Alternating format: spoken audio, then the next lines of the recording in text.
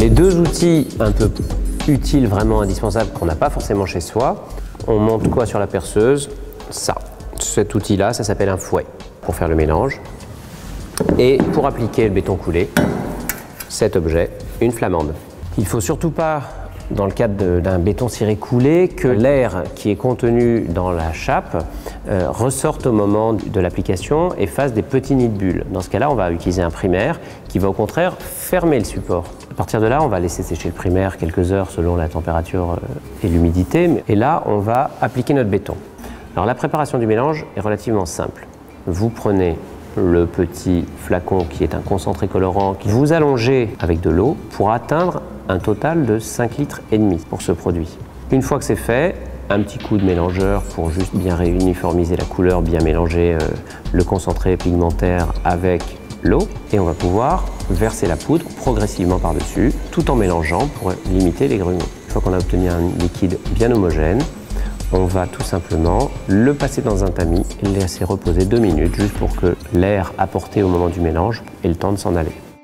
Au moment de l'application du produit, on va juste déposer le produit sur le sol et il va commencer à s'étendre tout seul puisque c'est un produit autolissant.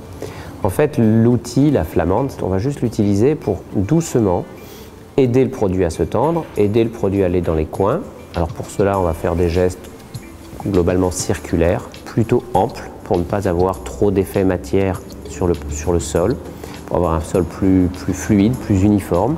Ce qu'il faut éviter, c'est d'avoir une vague, une fois que ce sera sec, on puisse identifier à quel endroit on a coulé un seau et à côté un autre seau.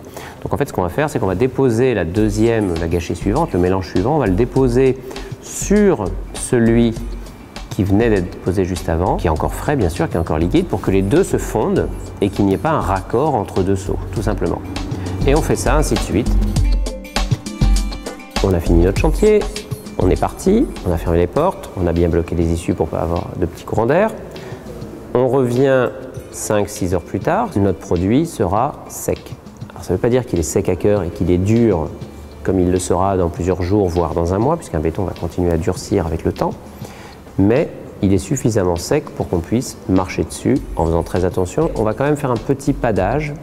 Alors ça peut se faire dans une petite surface avec un peu comme une gratounette, juste pour estomper les petits défauts. Par contre, si on est sur un sol de séjour, on commence à être dans des grandes surfaces, c'est un petit peu fatigant.